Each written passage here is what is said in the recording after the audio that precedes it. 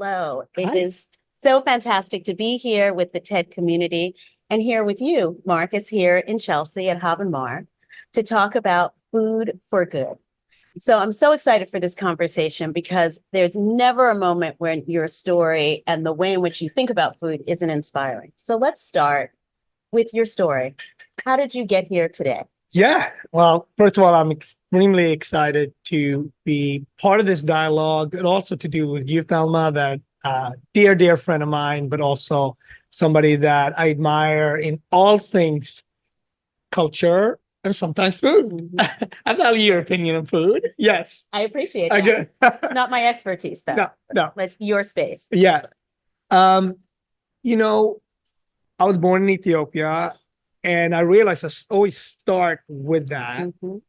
But like all our journeys, it's not linear. I was adopted, and my mother and I and my sister, we had tuberculosis, and she took us from this tiny village to the capital, but not only to the capital, to the hospital where she passed away, but we survived. So that walk of 75 miles Mhm. with two kids, Mhm. Little kids. little kids, I always ask myself, what did we eat? Mhm.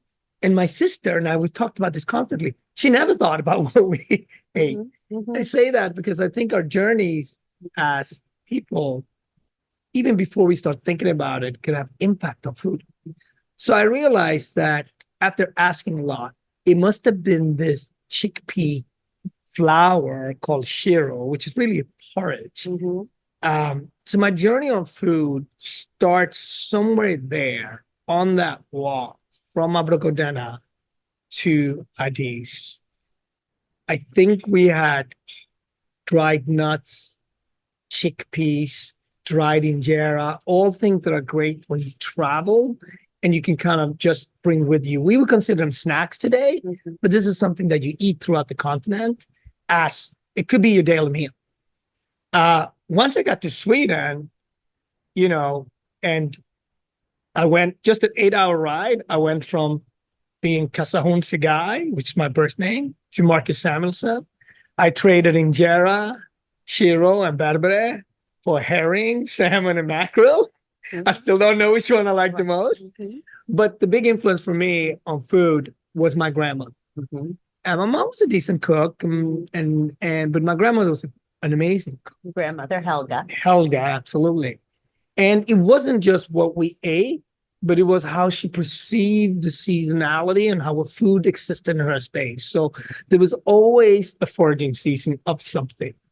There was always a pickling and preserving time. What did she preserve and pickle? Mushrooms, herring, berries, apple jam. The plum jam was always by the plum that had fallen down. You're full. You got to know this. That's what she told us. Mhm. You can't give away the plums that already fallen down. They were for us for plum jam, something you had to know. Mhm. But the plums on the tree that was really nice, you can give to the neighbor over here, for example. So there was rules with what food we gave away, what we kept. So anyway, food existed at early days, never around luxury, but more around this is what we do. Mhm. I don't remember buying a lot of food with my Mhm. grandmother. Mhm. Of course, she went to the store, but not with us. Most of the time, it was food that we made, the craftsmanship around food. Yeah. And it seems like in the home of your grandparents, there was also a deep respect for nature, right? Like they were Yeah, living deeply attached to the land. Can you talk about that in terms of sure. the way you continue to think about space and land? The funny thing with my grandparents, Sweden wasn't directly involved in the Second World War, but it impacted it, right? And they grew up very poor. So all the things that we put on our social media today, I'm going foraging upstate, or I'm pickling and I'm doing this, those were necessities. She didn't cure her salmon because she thought it was a better taste. She did it because she had to. She didn't smoke her mackerel because it was the new way to get a taste. It was a necessity to keep it 3, 4, 5 days longer, right? That cod soup on the third day, you know what I mean? Mhm. That was the stretch to meal. Mhm. So nature became the free kind of whole food, if you want, Mhm. right? And if you didn't use it, you weren't smart. So just understanding food from that level had was not around restaurants. It was always around just food as something that was part of what you did. You know, then again, being adopted, when you think about identity in food, early on, all the food that we had was Swedish food, coastal Swedish food, because that's where we grew up. Eventually, as I started to have weekend jobs in restaurant, it was kind of French Swedish food. But my identity around where I was from and where does Ethiopian food fit into this was kind of lost on me. And I always, when I share identity and conversation around other creatives, chefs of color, artists of colors, creators of colors, the identity around their own identity and the work, it's almost always a search where you kind of go in and out of ideas that are traditional, and how do you go back to your food? Where do you see yourself in food? And I never saw or had the conversation around Black food or the identity around it. So for me, I went to art. You know, my biggest sort of idols at the time were Prince and Jean-Michel Basquiat. I was like, how can this young artist live and exist in the world of art and link street and gallery? And that for me, if he could do it, maybe one day I could do it in food. Right, as a chef. So thinking about food memories, I know you have some spice here. Can you talk about, what it means to think about food as a way that you understand your journey, your identity? Well, I think when you think about Black food, particularly with a continent in mind, it's almost 3 chapters. The first chapter is the origin where most of our food came from, right? We were early on the continent of, trading food, traveling with food. A lot of the grains, like I have here, I have teff, one of the oldest grains in the world, or fonio, for example, old grains. You think about things like shiro, turmeric, satar, or berbere. Throughout the region of Africa, Northern Africa, East Africa, food, in terms of it was currency. It was spices was currency. These incredible markets of Marrakesh or Cairo, these were trading places. And so much of the identity and so much of the food came from the continent.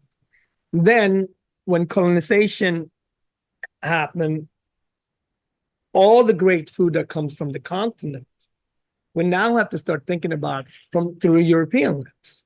And this still sticks with us, right? When we think about a great coffee, we hear it through a French roast or Italian roast versus the origin of Ethiopia, for example. When we think about a great Belgian chocolate, we don't think about it that the cocoa bean is from Ghana. It's not until the last 5-10 years where we're kind of reshaping that. But obviously, through all things food today, it's such a major machine, it's such a major economy. So over the last 100 years, we've been taught that the great chocolate comes from Belgium and the great so-and-so comes through France.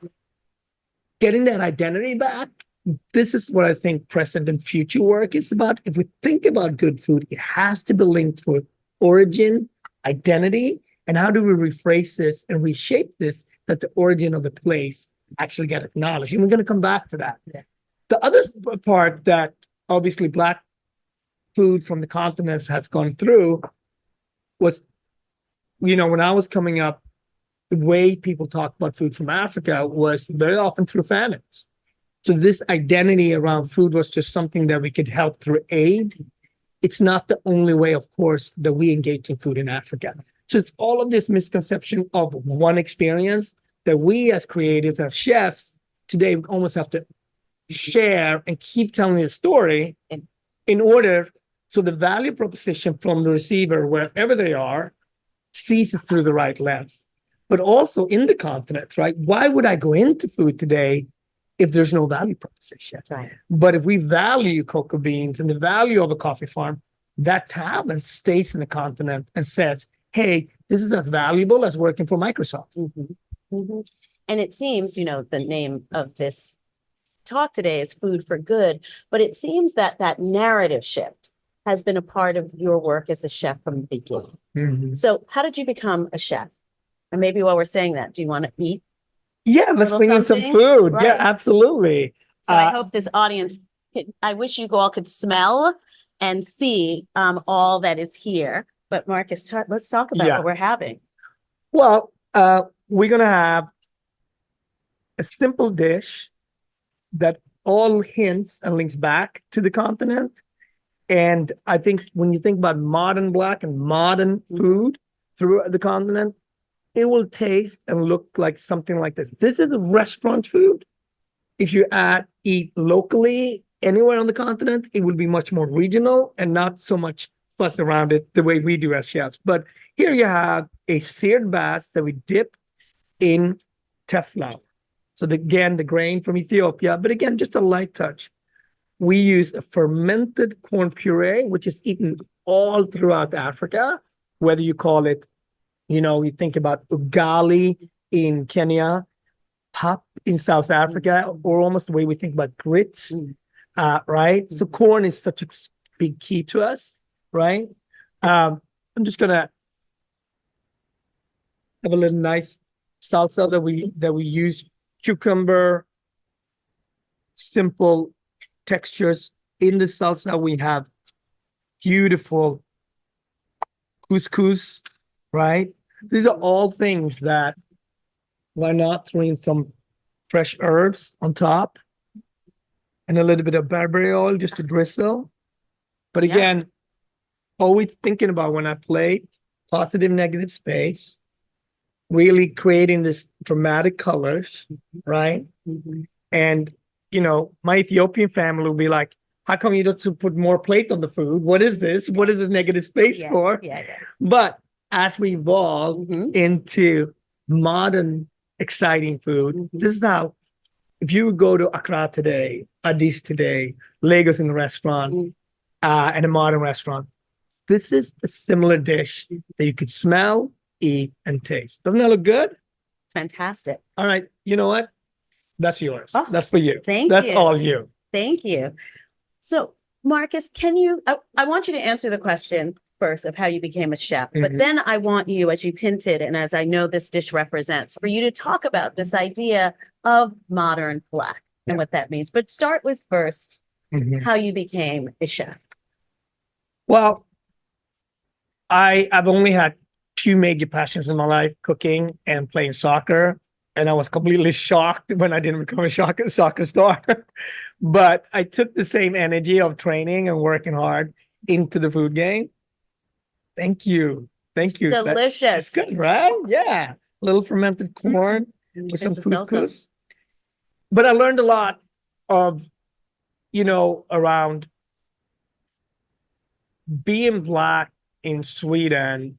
For me, the blessings of being Black in Sweden was really about clarity of my options, clarity of being a kid that had to perceive excellence right away. Right. It gave me clarity. When my other co-chefs signed out, I'm like, I'm not even started yet. Mhm. So that clarity gave me experiences, and I got scholarships very early on.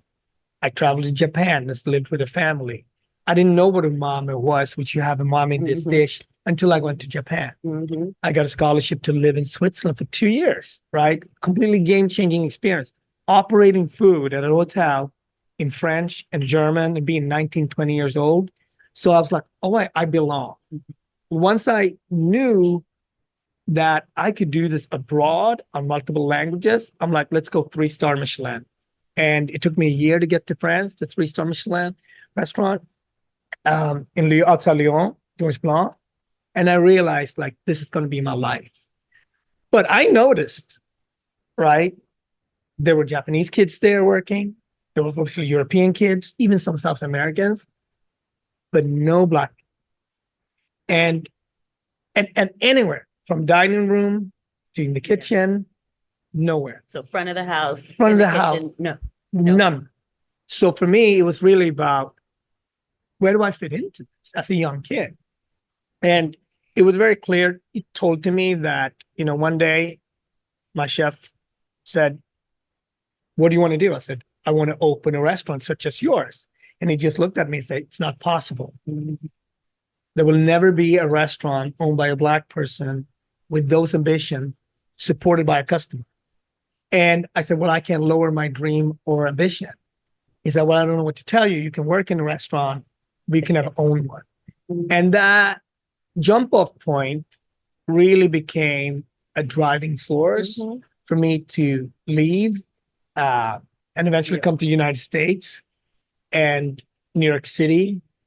And who knows what would happen, but I just knew that I could add value. I've proven it to myself and to my family. And that's how I got to New York. And when you got to New York, in many ways, that seems to be also where you began thinking about the kind of food journey and the food stories and the food narratives that you wanted to be involved with. I've always imagined deeply the way in which you represent hybridity in such a fantastic way, right? You think about the ways in which you have brought the many pieces of your life and your culture together in food, but also the way you've been curious in traveling the world to see and engage with food. So can you talk about hybridity as a way to talk about your concept of modern Black and the way in which it's evidenced in these points? Tell us about. Well, when I got to New York, I was also extremely fortunate because I was cooking and met other Black creatives. Yeah. And little did I know that these creatives would be, icons in their industry 15, 20 years later or 10 years later. And to have the opportunity to be inspired and break bread and drinks with people like meeting Julie Merhektu, fellow Ethiopian, being an artist, young artist in the mid-90s, having the opportunity to talk to you, the meeting people like Sanford Biggers. There wasn't in my field, but they were on a journey and they were never linear with they were, right? I remember a night with Sanford, he's like, I just came back from Russia. I've been to Russia. I went to Japan. Well, I worked in Japan. And he did it as an artist, and his work coming back with these incredible trees, and it was his true Black version of himself, but through a lens that was worldly, right? And wait a minute, I, as another Black person that is not linear, it's my version, and meeting people that have had similar journeys, but yet very different in the different expressions, just inspired me so much. But also being around music, like being around, Tribe Called Quest, for example. Jarobi, that was in the band, then left the band for cooking.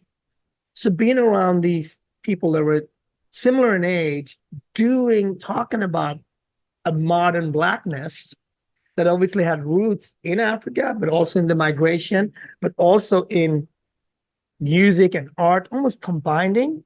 What would that taste like? And coming to America, where you were told all Black food was Southern food, what we know as soul food, and I love Southern food, but it wasn't the only story that we could tell, right? When I went to a Haitian restaurant that I loved in Brooklyn, there was John John rice, there were pickles. When I went to a Jamaican restaurant, there were these incredible foods like ake and jerk, not telling the story of the migration. And I love both. So being here in New York showed me that Blackness doesn't have to be one way, yet through food, the way the media received it, they wanted to see us through one way, which is very often that when you don't have a majority culture, you can accept a minority culture through one lens. All right, tell us about this dish. Well, I think one of my favorite things to eat is beef tartare. Mhm. The beef tartare of this dish has really origin in my wife's tribe, Gurage, where you make a warm beef tartare. Mhm. And uh, this is really what you have here. It's a warm beef tartare with some fresh cheese and some pickled onions and dried injera bread again. Mhm. So we're just gonna have you taste that with a little more berber oil. And modern food to me should be both tribal Mhm. and modern, Why? right? Because Why? that's how we live our lives today, Mhm. right? Like when you think about identity, culture, you can't talk about the continent without not thinking about tribes. Right. The tribes are kind of the base, Mhm.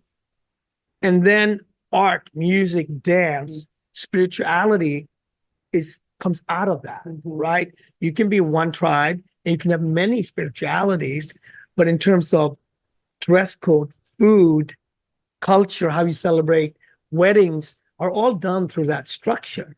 So I'm very much inspired by the tribes in Africa. Mhm. It doesn't behold me to one is better than other. Right. But when I ask a fellow African, where you from? And he or she might say Nigeria or would say Senegal.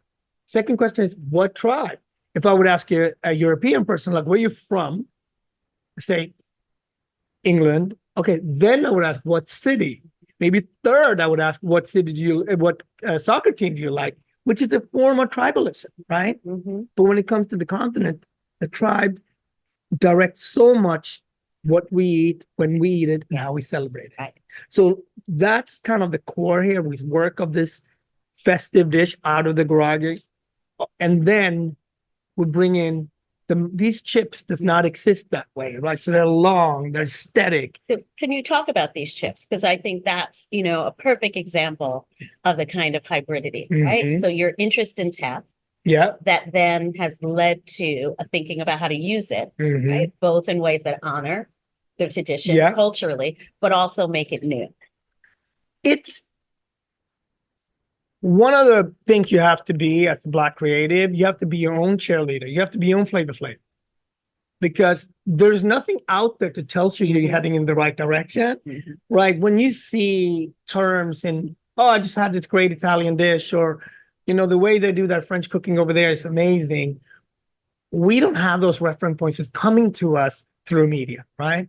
So you have to actually create this yourself. And sometimes you don't know if you're in your right direction, Mhm. but then you have to create this friendship and colleagues that are really helping and part of the editing process, Mhm. right? But when I eat teff from the most sour, fresh form, Mhm. I always think about what would this be like dried like? And then you start seeing teff ships coming up. Like, what if I stretch this? What if this looks a little bit more Mhm. like an Alvin Ailey show, like the way the ballerina stretch, Mhm. right? What if I would look at the structure of a Julia Moretti painting where it's like stretched, Mhm. So this is kind of the duality. When I listen to Burna Boy, or when I listen to, let's say, a Fela Kuti, I see the linkage together. It's not so much one was done in the 80s or 70s and one is done in the 2020s. It's I hear the tonality of both, the linkage, same thing with food. And that's why music and art is such a good guidance for me, because great art, is past, present, future. Great music is past, present, future. And with food, if we don't know our past, how are we going to know if it's delicious or not? How are we going to know the reference point? We know this in French cooking and in Italian cooking, but we don't know that about the continent. That's and that's what we're here to unlock. And how would you know what's good food if you don't even know the past and the present? So let's talk about food for good. What does that mean for you? And why is that such an animating sort of idea in the work that you are doing in your own artistry as a chef, in the restaurants that you've created, in the world, and the ways that I know you're interacting in thoughts around the future of food and the ways in which we understand that? Well, there's several. Well, the first is I want young Africans to feel like this is a field you can go into. This is a field that has value. This is not just a labor of anonymous laborers where there's no value proposition on the other end.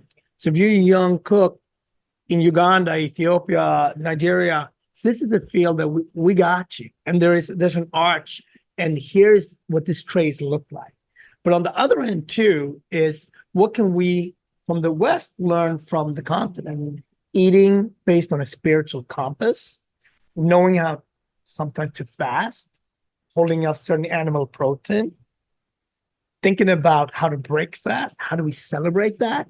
These are all things that we need. I mean, we have the crisis here in terms of you think about eating too much red meat. We're thinking about, green and the environment, right? So we are all collectively in need for eating better and have better systems within food that is all linkage, right? Both for the environment, but also for our own body and health, right? So much of the world's superfood is in Africa. We talked about fonio and teff, but there are many, amaranth, moringa, and so on, right? So with everything else, with technology or with other modern things, we go into depths of finding the origin, honoring the origin, and then that forms us to move forward. In food, we have taken food from Africa without actually paying enough respect and tribute back. And why should anyone value their land and properties when there's no value proposition of growing these things?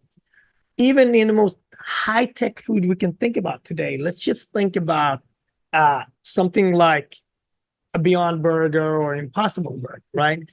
Well, a lot of those modern patties are based with chickpeas. Well, Africa got some of the largest, it's one of the best places in the world with chickpeas, for example. So if you're a chickpea farmer today in Africa and living off $2 a day, to get the right value proposition of your teff, of your chickpeas, maybe you can live on $20 a day. Doesn't sound like a lot, but it's game changing for that family. So there's a value proposition in all the different steps, but there's also something here that we can learn of. We want to pay the right price. We're talking about that constantly here. We want to make sure that we honor where it comes from.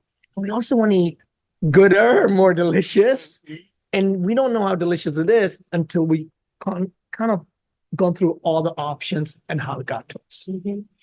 Your work has been a lot about just opening people to new flavors, right? And allowing in your restaurants, you're constantly experimenting and bringing these flavors from Africa, from the world, in these incredible collisions often.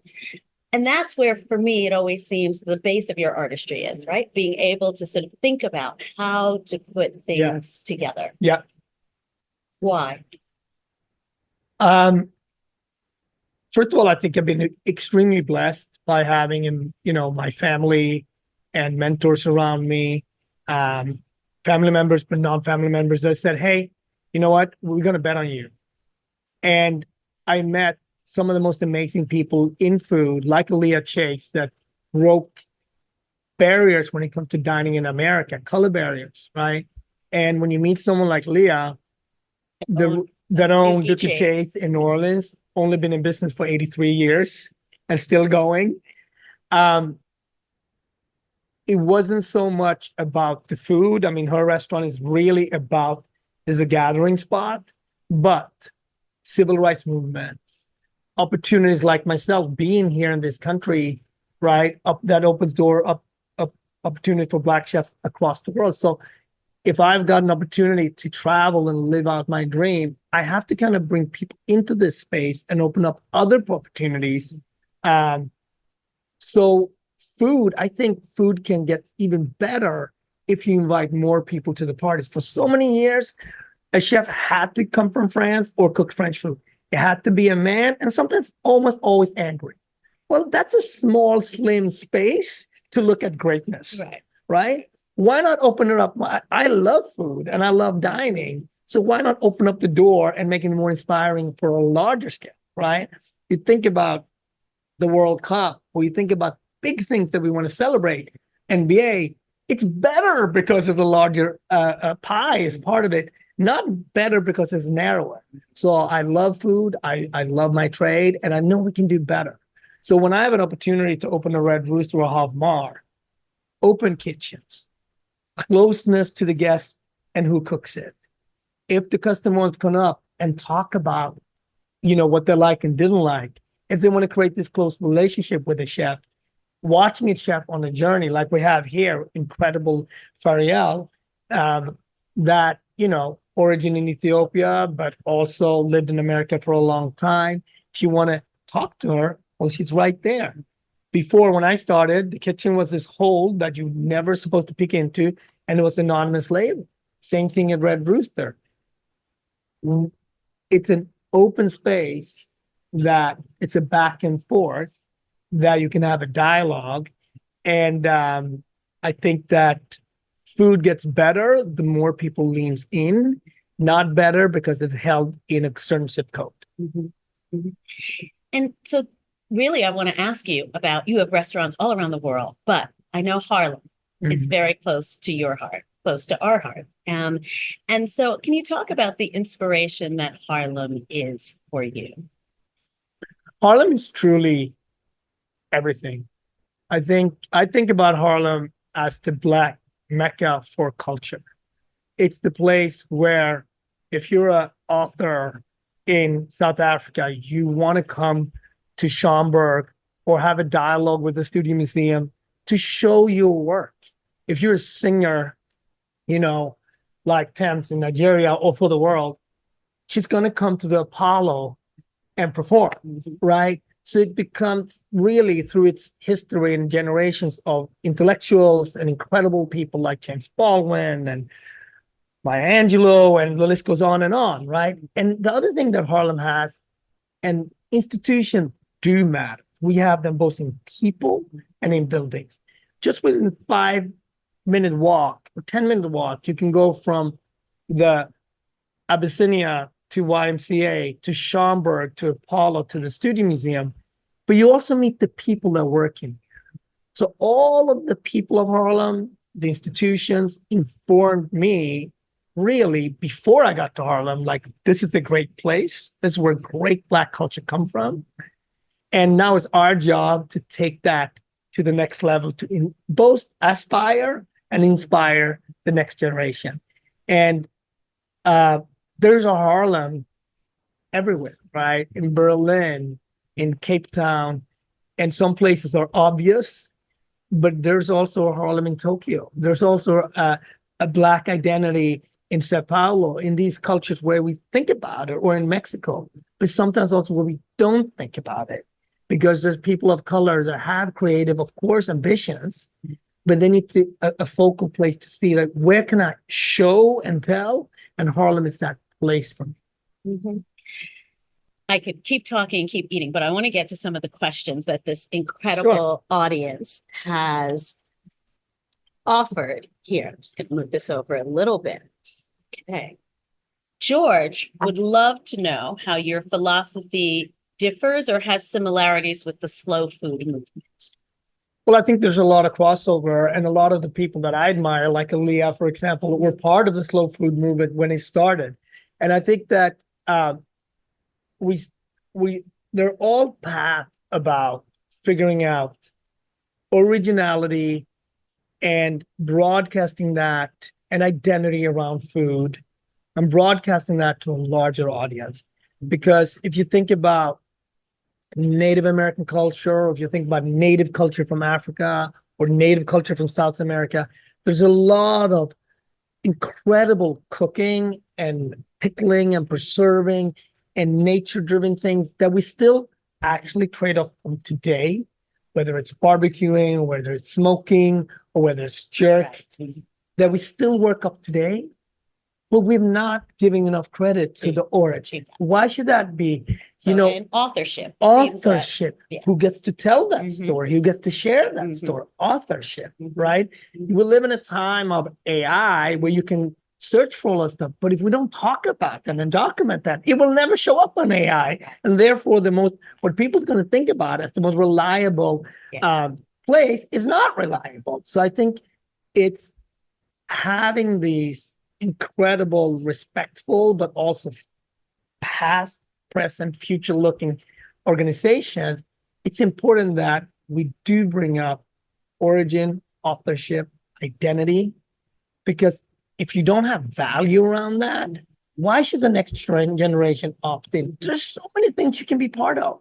Why food? And we have to make our case and make it much more inclusive so we get to become a place that strives and people feel like I'm part of that. I want to be part. There's a place there for me. Right. And they want to be in it in ways that are positive and move it Absolutely. forward. Right. Here is a question. One here from Les. I have a 9-year-old daughter, and we have an amazing variety of foods where we live in Uganda. Mm. What do you advise as a good way to build a healthy life and diet for her as she grows? Now, I know you have some very deep personal experience with this. Yes. First of all, I see you, Uganda. I know ugali. This we just talked about second time. We talked about ugali here. That's amazing, which is one of the staples in Uganda and Tanzania and Kenya as well. I think if you can, variety of your food, right? So bringing in seafood when you can to that diet, bringing in a blend between animal protein. So it's like, it's not just red meat. It's not just meat that is being braised for a long time. So you have different type of cooking methods that goes into that.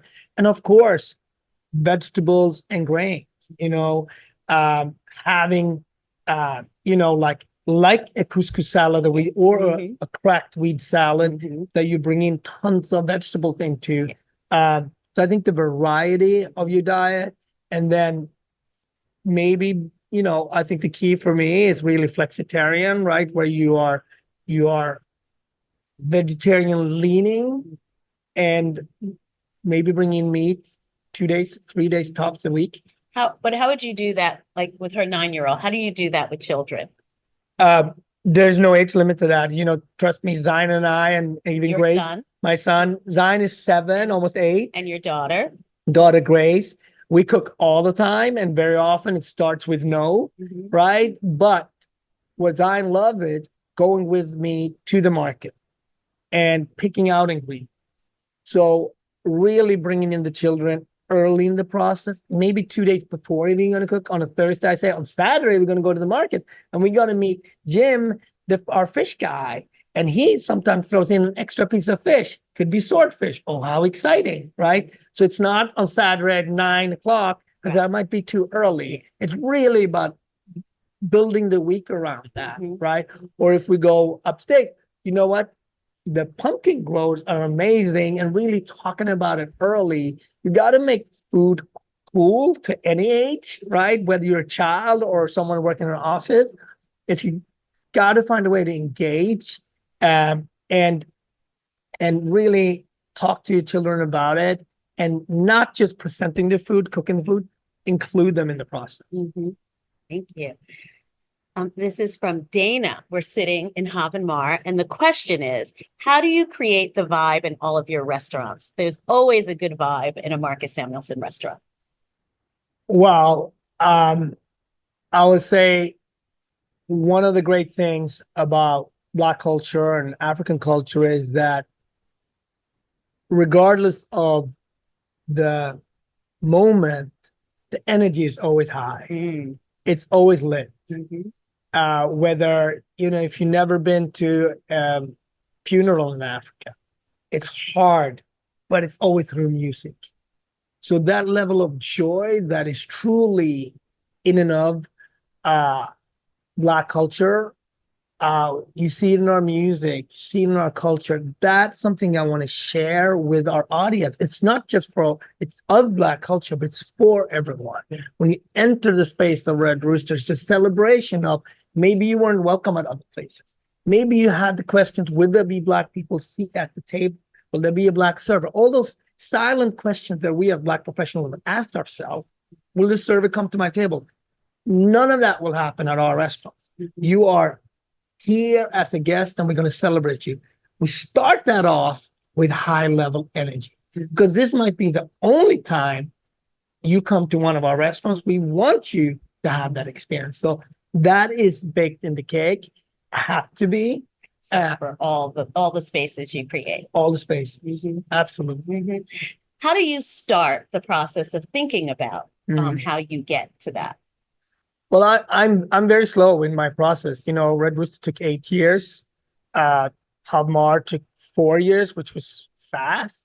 But it starts very often through artists. You know, like here we have the luxury to talk to you, but also through our dear friend Derek Adams that has made these bespoke, incredible Black Mermaid work here. And Derek and I, we stood here in an empty location here in New York, and we talked about water. I knew that was an important part, and the dual identity about Nordic and Africa. And he came back and said it should be about Black mermaids. Once he had the mermaids, then that decided the shape. It wasn't just Derek hanging his art. Right. It's Derek's identity and his thought process around the mermaid has been the leading force of creativity for us as a restaurant. So going into space, knowing that you don't have all the answers, but working with incredible talented people that are think about it from a different lens, but with a similar goal. so real collaboration True in collaboration. creating that. Yeah. So from Fernando, how can chefs navigate the delicate balance between culinary innovation and cultural preservation, especially in light of controversies surrounding the interpretation and adaptation of traditional dishes by foreign chefs? I think that's first of all, an amazing question, very hard space. I think that when you create, you have to separate home food, traditional food, and restaurant food. You have to think about a restaurant as Broadway. You're putting on a show, you're coming from a place that the chef and that restaurant's identity decides where you're going to go in this play. A restaurant is a gathering spot where you're talking about what have you been inspired by? What do you want to share? It's not a place a la a museum or a library where you're kind of trying to preserve and present.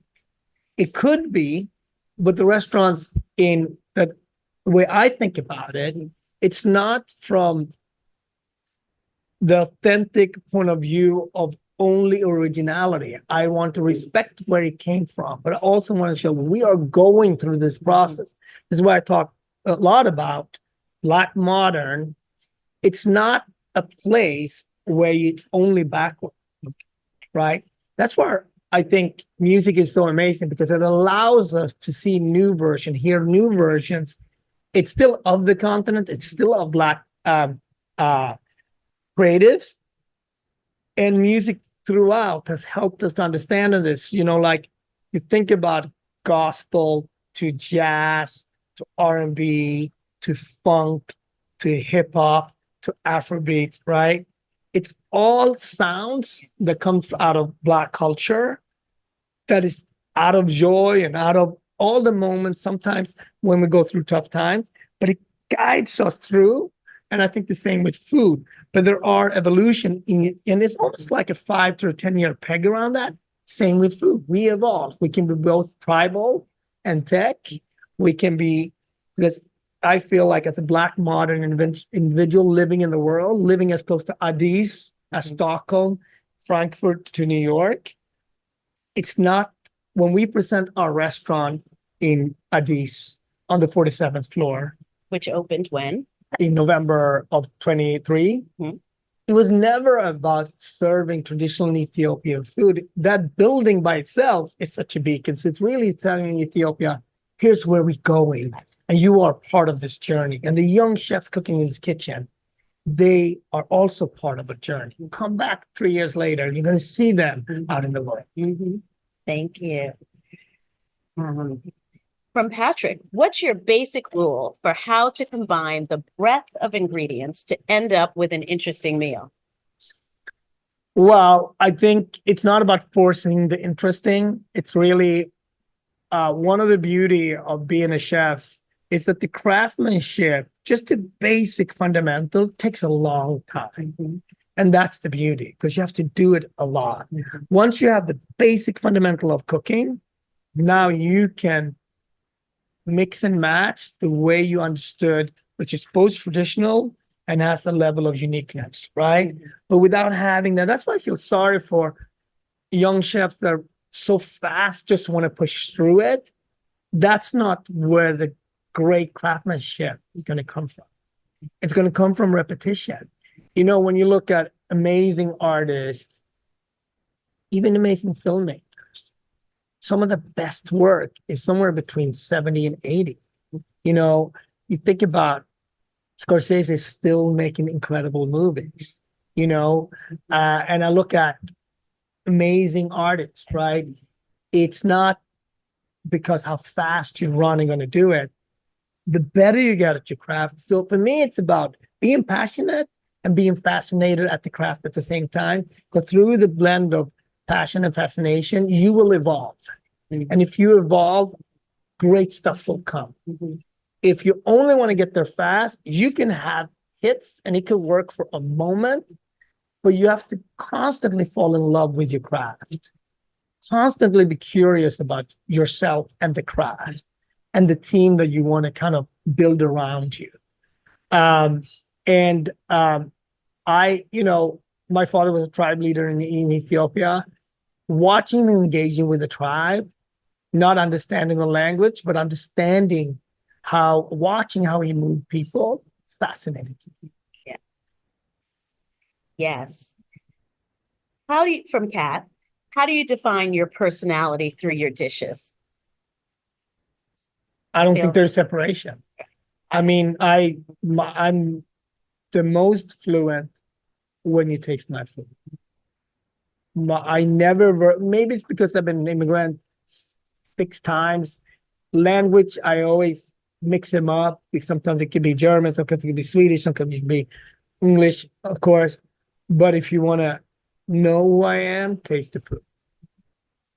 I think also, if I might answer this, I think also your dishes also give us a view into the different aspects of your journey, right? Yes. In different moments in the decades that I've known you, Yes. where, you know, your interest in certain ingredients, in the dishes you've made, really have been an indication of a moment, right? Where you've been exploring and investing, thinking about the past, but also thinking very much about the future. Yeah. You know, I think now, you know, some of these plates remind me a little bit of maybe a hint of something that you made 20 years ago, but then I also know it's a hint of something you're going to make 20 years from now. Oh, absolutely. Right. And that's the joy of being in a place where you can trust the craftsmanship, but also being introduced to new things and new ways.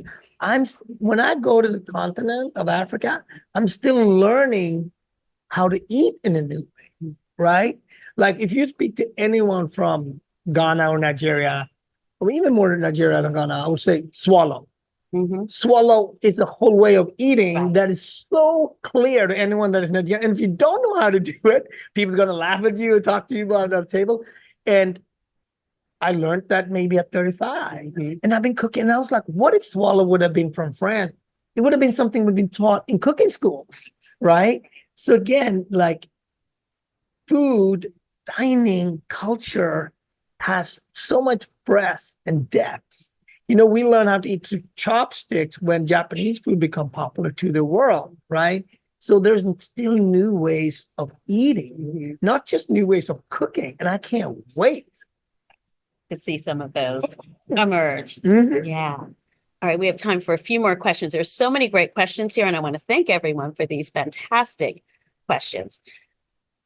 Someone asked, I love how you mentioned that cooking is an art.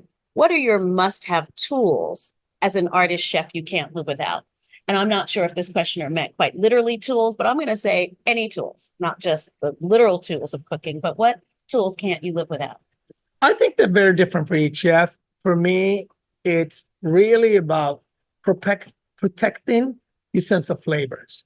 So for me, I'm very sort of cautious about what I eat. Like, for example, I would never smoke. Not because I think people smoke are bad people. It's just I protect my sense of flavor. Right. So that's Right. a tool. A for you. tool. No, it's the tool, right? Being curious. The day I stop thinking about food in a very primal sense, the day I don't enjoy that, I should quit. So keeping that, those are tools for me that are, you have to keep the joy in there and you have to be curious, but you also have to protect your body in a sense that you can't operate on that high level, right? Yeah, Iron Cast Pan, great. Great with a good spatula. When I look at the great cooks that I've been around, Leah, my grandmother, they were never defined by the tools. When I go to Ethiopia and we run, right?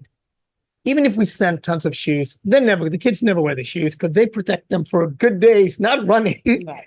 And I got my new Nikes, Adidas, whatever, Pumas on, and still they're like 30 yards ahead of me and looking back is like, are you coming? Mhm. So it's never about, for me, about the tools. More that define talent it. than tools. And it's also the love of the craft. So for a home cook, eat your food, eat out, and keep that love or curiosity and stay hungry. All right, for our last question, I know there are so many more that we all want to ask, but tell us what food, ingredient, cuisine is inspiring you now? What would you send us all to think about, look at, and taste? I would say wherever you are in the world, support your local Black restaurant. Follow a chef of color in your neighborhood or outside your neighborhood. Because through that lens, you will learn new food.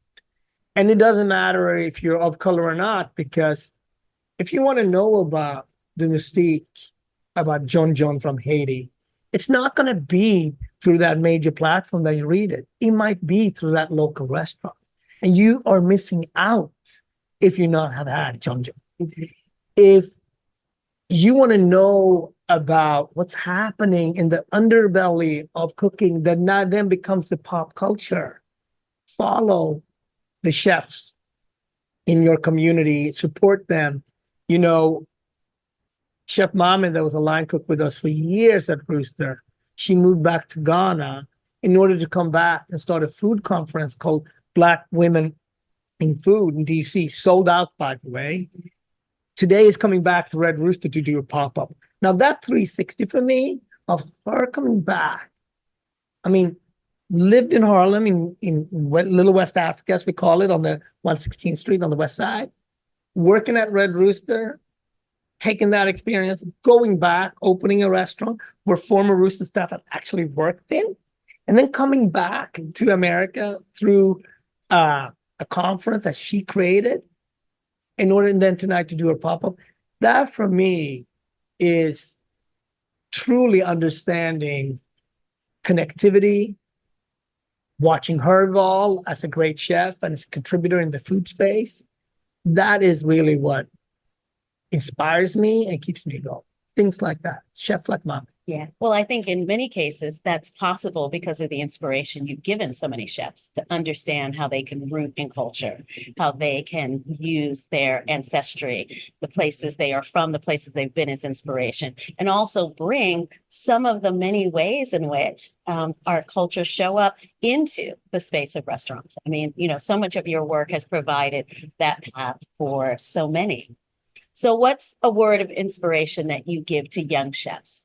What do you Sure. say to them Absolutely. as a way to give them the charge? Because your inspiration, of course, was instigated by someone saying to you, you cannot do Mhm. this. And Yeah. here we are now, Mhm. after decades where you have done this to, James Beard Awards and a memoir and TV shows and restaurants around the world and cooking for presidents and musicians and, the whole world and living. And so- art curators and as art well. curators Yes. as well.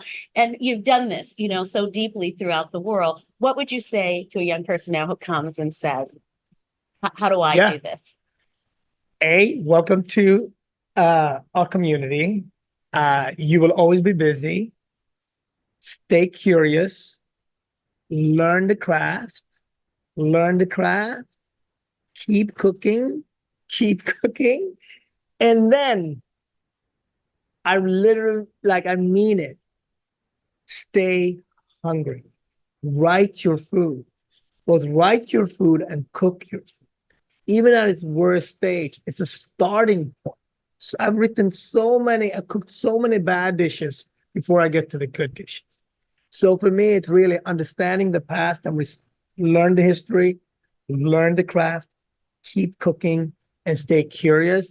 Because if you do all that, somewhere you will learn about yourself and the joy of breaking bread and the joy of doing bad dishes. Because if you do 10 bad dishes, that 11th time, that might be a great dish. I think that's a great metaphor for any creative pursuit, right? The ability to stay curious, stay hungry, keep allowing oneself the opportunity for failure. Because as you say, that 11th dish, that 11th try is then where the joy is. Marcus, thank you so much. Thank you so much. Not only for this fantastic meal, this fantastic conversation, but also for the great opportunity you've given us all to learn so much about food and culture. And I want to say thank you to Dama Golden for being here, as always, here at Havmar, but literally here for us in the TED community. And thank you to the TED audience for giving us this platform. We really appreciate it. And I'll see you here at Havmar or at Red Rooster or anywhere where we are past May class. Thank you so much for having us and stay hungry.